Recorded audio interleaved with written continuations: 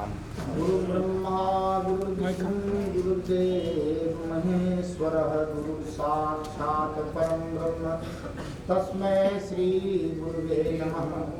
अखंड मंडलाकारं व्याप्तमेन चराचरं तत्पदं दर्शितं येन तस्मै श्री गुरुवे नमः।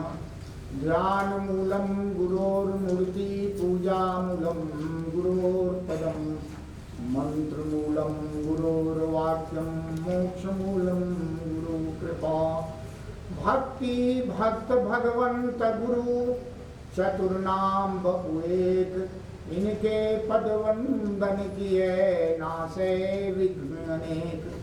वसुदेव सुतं देवं कंस चाणूरमर्दनं देवकी परमानंदं कृष्णं वंदे जगद्गुरुं। नारायणं नमस्कृत्य नरं चैव नरोत्तमं देवीं सरस्वतीं व्यासं ततो जयमुदीरयेत्। प्रपन्न पारिजाताय तोतवेत्रे कपानये ज्ञानमुद्राय कृष्णाय गीतामृत दुहे नमः।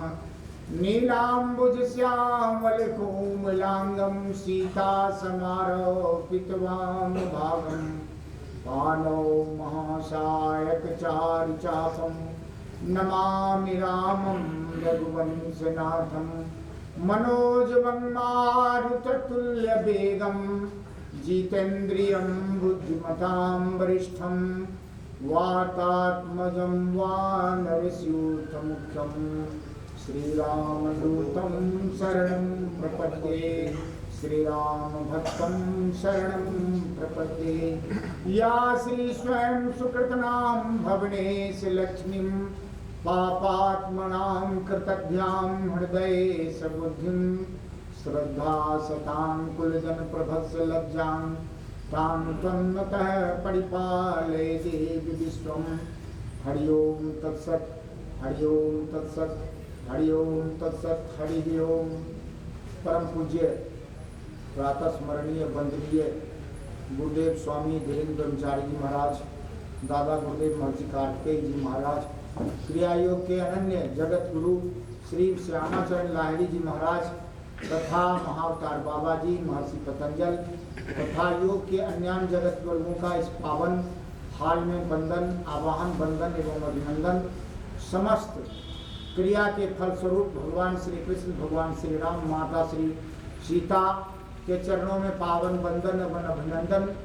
भगवान कथारस के अनन्य प्रेमी श्री हनुमंत लाल जी महाराज जो यहाँ विराजे हैं, मैं उनको आवाहन करता हूँ कि अपनी मुक्त वाणी से मेरे वाणी को पवित्र कर मेरी व्यवस्था को आप सभी जनों तक पहुँचाने का प्रयास करें। आप आशीर्वाद दें। आपके चरणों में पावन बंधन अभिनंदन। परम आदरणीय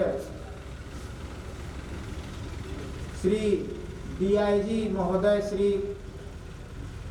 लक्ष्मी नारायण मिश्रा जी, रामविलास बाबू सीओ तथा हमारे कृपाराम कंवर जी, अन्य अधिकारी, सभी बंधुओं के कृपा सौजन्य से जो यह शिविर आयोजित की गई है, मैं उनका सहृदय धन्यवाद ज्ञापन करता हूं कि ये ऐसा शिविर, इसको पर्सनालिटी डेवलपमेंट कहते हैं, इस तरह के शिविर आयोजित करके आपने जवानों का मान बढ़ाया है, अपने अपने कार्मिकों का मान बढ़ाया है। इसलिए भगवान आपका मान बढ़ावे, आपका इज्जत सम्मान बढ़ावे।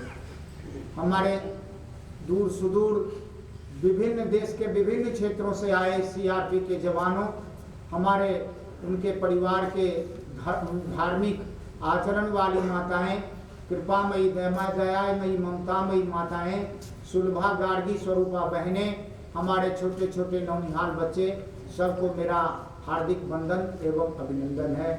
बहुत कृपा होती है, भगवान की अनन्य कृपा होती है, तब योग की गंगा भगवान के श्रीमुख से प्रवाहित होती है। और भगवान के श्रीमुख से प्रवाहित होकर यह हिमालय की कंडराओं से निकलकर कभी ऋषियों ने इसे गुप्त कर रखा था। जब संस्कृति की बहुत प्रताड़ना हो रही थी, उस समय ऋषियों ने इस विद्या को ले जाकर गुफाओं में कैद कर दिया। लोग कहते हैं हमसे पूछते हैं कि बाबा यह योग पहले इतना क्यों लोकप्रिय नहीं हुआ। हमारे स्वामी जी कहा करते थे, इंदिरा जी के गुरुदेव थे, और कहा करते थे कि जब नैमिषारण्य में मैं गया हो, 8 साल की मेरी उम्र थी, और मधुबनी से चल करके मेरे गुरुदेव मुझे ले गए थे महर्षि कार्तिकेय जी, जिनने योग बल की कृपा से इस कलिकाल में सन 1952 में गुप्तार घाट अयोध्या में अपने शरीर को 336 वर्ष की आयु में, अपने 336 वर्ष मैं बोल रहा हूँ, इस कलिकाल में सबके सामने और इच्छा मृत्यु का वर्ण किया। वैसे स्वनाम धन्य गुरु के हमारे गुरु शिष्य थे। उन्होंने कहा कि जब मैं गया हो तब 8 वर्ष का था, 12 वर्ष तक उनके साथ मैंने सीखा। योग केवल नहीं सीखा, अध्यात्म सीखा पूरा, और मैं इतना कष्टपूर्ण स्थिति में सीखा, और उसको तुमको बिना कष्ट के दे रहा हूँ। मैं जंगलों में जाता था और 3 मील दूर से गुरुदेव के लिए यज्ञ के लिए पानी लाता था, उनका पीने के लिए पानी झरने से लाता था, चश्मे से।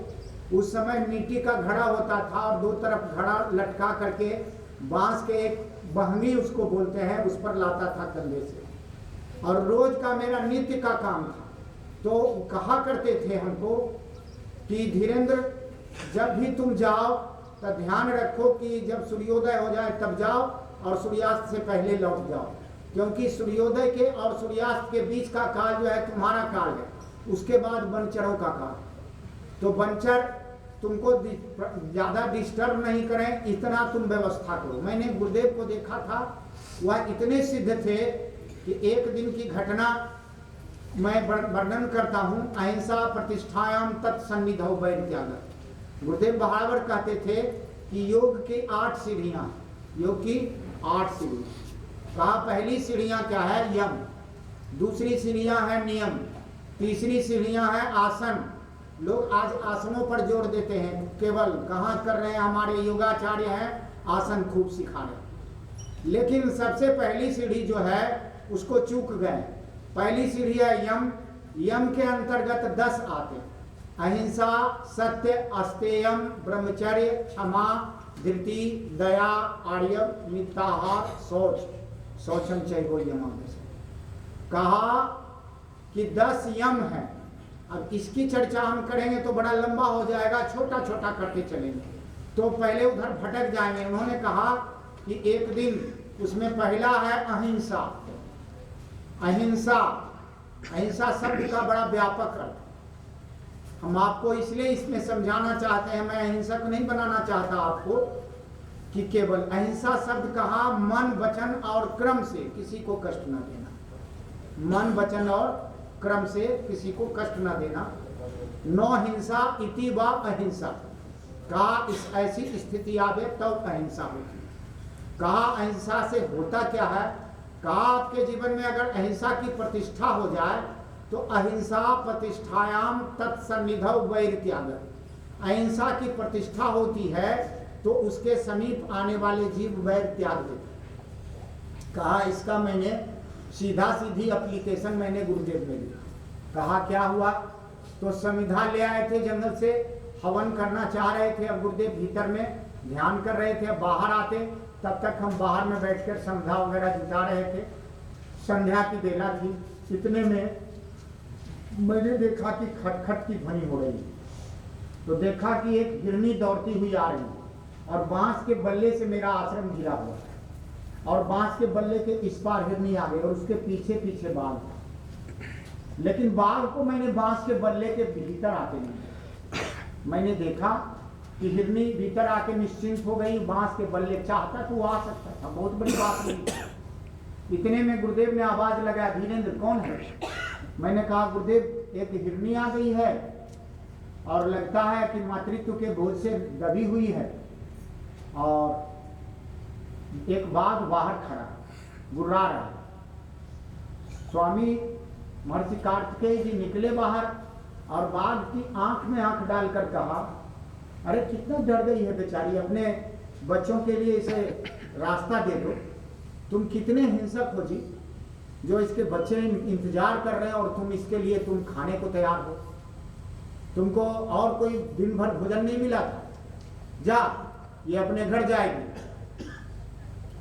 और बात ऐसे चला गया जैसे कोई आज्ञाकारी, मतलब जवान हो सीआरपी का, एकदम पूछा घुमा, पूछ घुमाया और एकदम सीधा चला। और मैं तो बड़ा आश्चर्यचकित था कि वाह, ये क्या घटना हो गई जी। मनुष्य की भाषा भी जीव जंतु समझते हैं, वो भी हिंसक जीव। उसके बाद हिरनी बैठ गई, जुगाली करने लगी बड़े आराम से।